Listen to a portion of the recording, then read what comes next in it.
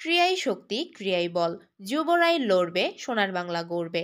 এই প্রতিপাদ্যকে সামনে রেখে নওগাঁর মান্দায় নাইট ব্যাডমিন্টন টুর্নামেন্ট খেলা অনুষ্ঠিত হয়েছে।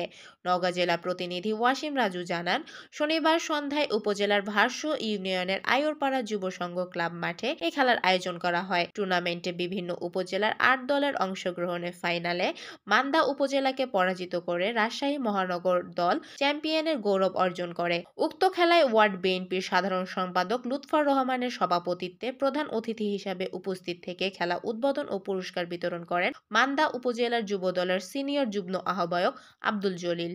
এছাড়াও পুরস্কার বিতরণের সময় উপস্থিত ছিলেন উপজেলা যুব দলের যুগ্ম আহ্বায়ক জুয়েল রানা, সিদ্দিক হোসেন, কুসুম্বা ইউনিয়ন যুব দলের সভাপতি মোর্শেদ কারেন্ট, দলিল লেখক সমবায় সমিতির সভাপতি রেজাউল নবী চঞ্চল, সাধারণ সম্পাদক মাবুল আলম, প্রসাদপুর ইউনিয়ন যুব দলের সভাপতি সাব্বির রহমান, মান্দা ইউনিয়ন যুব দলের সভাপতি এরশাদ আলী, মান্দা ইউনিয়ন স্বেচ্ছাসেবক দলের আহ্বায়ক আব্দুল রাজ্জাক, ভারসু ইউনিয়ন যুব দলের সাবেক আহ্বায়ক আলাউদ্দিন, যুব নেতা আসাদুল ইসলাম, মেহেদী ইসলাম শুভ, আব্দুল্লাহ